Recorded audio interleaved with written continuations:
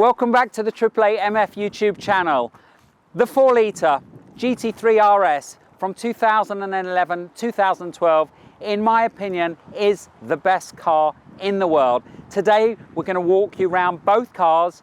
We're going to tell you why I am selling one of them and going to give you a little bit of history about the car. A lot of people ask me, why do I have two 4-litres? So the original story goes back to 2013.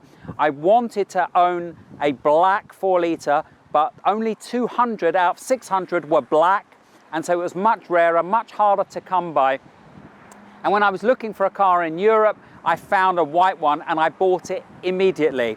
After driving it for 3 months, I realized it was the best car I'd ever driven up until that point, and I decided I had to have another one. Now, the reason behind that was because A, I knew what a great car it was, but B, I always thought that when it comes time to selling one, I'm going to be really upset. So if I have two and I sell one, I'll be less upset. And basically that's where we are now in 2021. I've decided it's time to sell the white one. I need the money to put into a new business venture that I'm launching next year, and I'm still going to keep the black one. One of the reasons behind that decision is because this car has never ever been driven hard, it's never been on a track, and it's only done 8,000 miles. It is absolutely mint.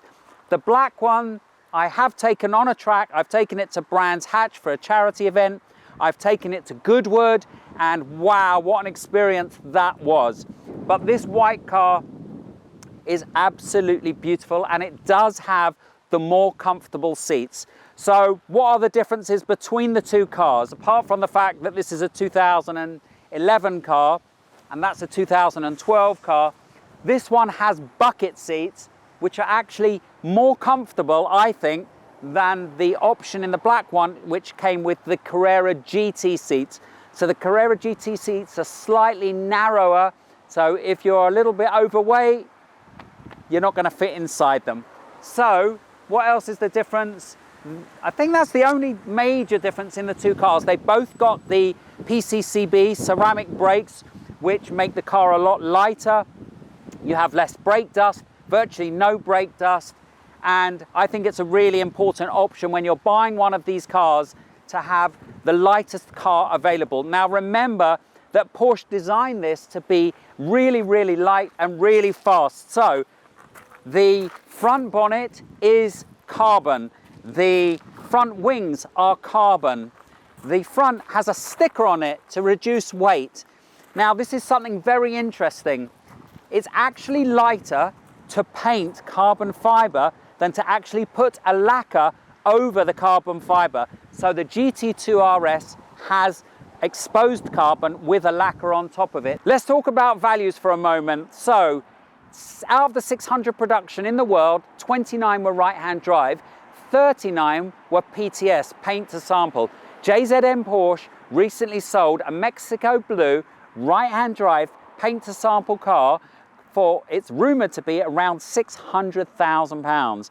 Right-hand drive cars that are black or white are fetching anywhere from £450,000 upwards. However, a left-hand drive car is around £100,000 cheaper. So in my opinion, it is absolutely amazing value. I don't find it difficult to drive left-hand drive in the UK, and it also offers you the ability to sell it into Europe as well. Just remember that a lot of classic cars and supercars, such as the F40, were only available in left-hand drive.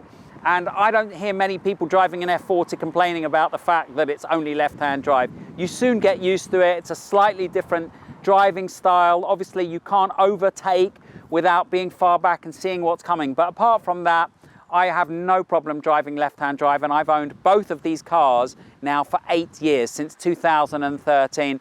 And I used to import BMWs from Germany, E30 M3s, if you remember that car, and they were only ever available in left-hand drive.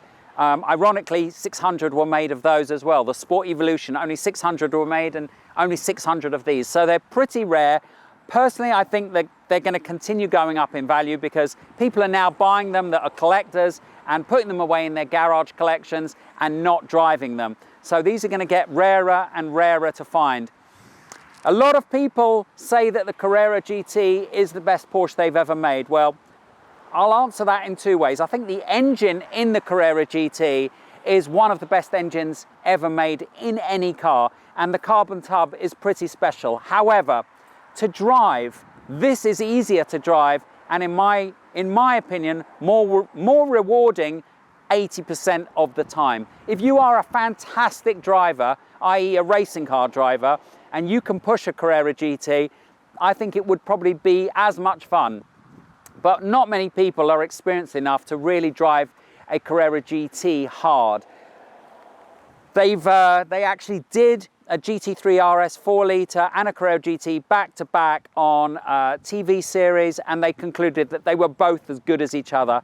My opinion as well, these are a lot cheaper to run than a Carrera GT. So if you're looking for something that's fairly reasonable to run and a collector's car, I think this has to be one of the best in the world.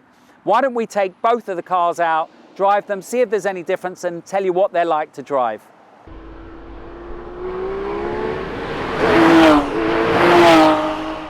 Most people don't appreciate what this car is like and how it delivers the power until they actually drive it. It's very, very easy for people to say, this is just another 911, or it's just another 911 GT3. This is worlds apart from everything, including every other Porsche. That said, I did have a huge amount of fun driving my 981 Boxster Spider, which I owned for nearly 2 years. And the nice thing about the Boxster Spider is you can put the roof down. So that is one advantage over this, that it gives you the elements. And when you put the roof down, it's a completely different driving experience. The steering on this is obviously hydraulic. After this model, they went to electric, and this has the most amazing feel. It almost feels like a go-kart, especially on a racetrack where I've taken the black one. Once the semi-slick tires warm up, the car feels like a go-kart. You can just point it wherever you want to go and it goes. It is incredible. What makes this car really special though is that engine. The torque that it gives you from low down is incredible. So we're in second gear, we're doing 3,000 RPM, plant the throttle, and you get that power all the way up to 8,200 RPM. And the way that it delivers is so exciting, and you just get pushed back in the seat every time you accelerate. I absolutely love this car. Every time I get into this car, I feel special just sitting in the seat and holding the Alcantara steering wheel. And then when I drive it, I'm just reminded of why it's such an amazing car. It just all fits perfectly together. The steering is direct, the engine is torquey, the handling is sublime, and every time you look in the rear mirror and you see that lovely big spoiler, you're reminded that you're in something that's very, very special.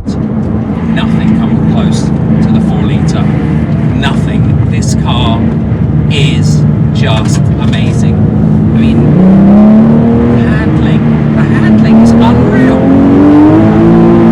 The engine noise is unreal.